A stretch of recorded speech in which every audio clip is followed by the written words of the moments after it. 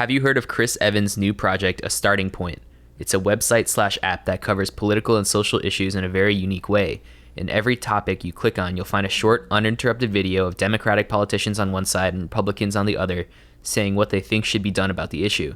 It also gives politicians a chance to debate different topics without having to deal with likes, dislikes, comments, or an audience.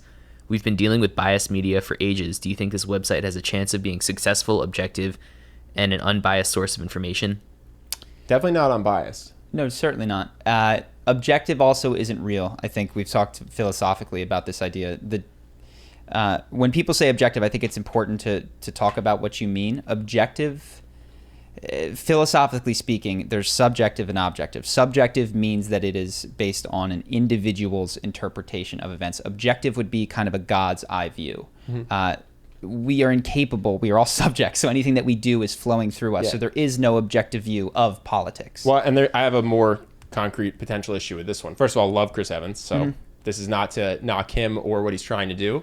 But if I'm an editor for this website and I happen to personally have a political slant, right? I lean Democrat.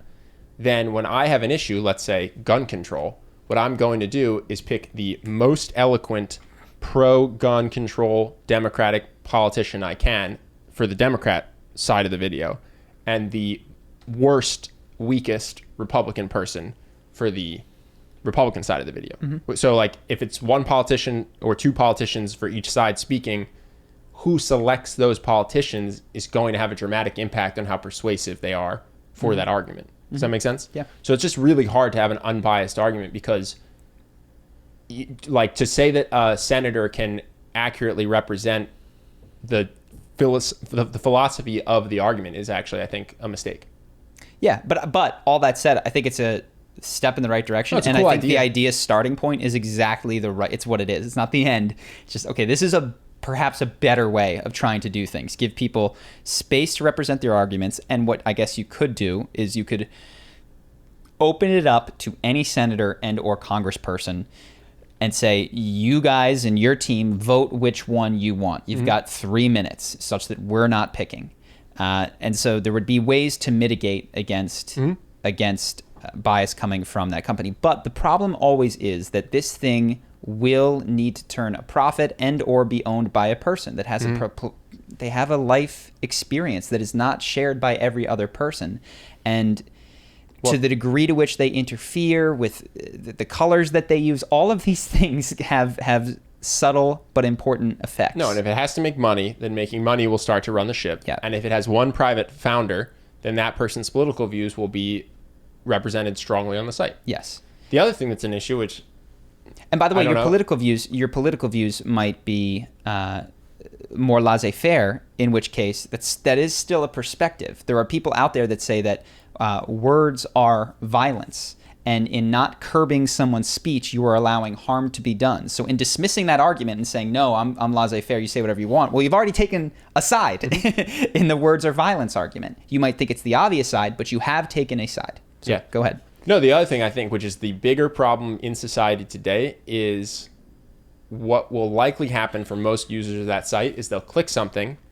When they see that their side is represented strongly, they'll go, yes, excellent, I agree. And to the extent that somebody makes a very good point against their beliefs, they will immediately dismiss it and forget it. And so I think I don't have an answer. I wish I did. But I think that the biggest problem to be solved in politics today is people tend to have an extreme bias in what they search for and what they retain, what they find persuasive. You know what I mean? Mm-hmm. So even if I had two of the greatest debaters, one was pro global warming and one was said that global warming wasn't real, and I sat down an audience full of Democrats and Republicans, most people would leave feeling the same way they had felt going in. Maybe a few would change their minds. And like that's I think the biggest issue in politics. Mm-hmm. Yeah, but I think it's a cool idea. I think it's actually navigates a lot of the difficulties very well. Still will likely have some issues, but yeah. If anyone can solve that last problem though, that I think would change the world. Confirmation bias? Yeah. Yeah, in-group, out-group, confirmation bias. I mean, that stuff is deep. I know. That's what I'm saying. That's what I'm saying. No matter how much you try to impact the inputs, the biggest thing that's going to change that is what the person already believes. Sure. And so I'll say it. I say it every time. Sorry, guys. We're so repetitive. Psychedelics. I think what happens, the reason that people cannot let go of things is because they identify with it, right? Mm-hmm. And so it feels truly like a personal attack and or a death. It is a psychic death when your side loses. Mm-hmm. It is gut-wrenching, and your pain centers are going. And it's more true. The more true, the more you identify with the group. Yes. So the more strongly someone feels that they are a Democrat, or they are a liberal, or they are a Republican, or they are a conservative, is the extent to which they will feel personally attacked when you attack an ideology. And so what psychedelics enable you to do is they show you not only that your ideologies, but also that your attachment to, in some cases, your body, your story is illusory, that you are beyond that, more than that, such that it becomes easier in your life to detach from ideas. And in some cases, people just completely detach. They go, no, I'm beyond suffering at this point, which I've not gotten to. But they say psychedelics open your mind. What they do is they detach you from the identification to your mind, such that, oh, new information came. Like, I changed my mind. Oh, more information came. I'm going in this direction. So that's been something that has worked for me, and I think can help other people too. But go ahead. Cool. I say it every time. Next is high. Hope that you guys enjoyed that clip. If you want to see more like this and have us do more podcasts, we are 100% funded by our generous patrons. And if you'd like to contribute, there's a link in the description, and we'll have one pop up on the screen right here so that we can do more podcasts where we have fun conversations and hopefully some deep ones like this. Either way, hope that you enjoyed the video, and I will see you in the next one.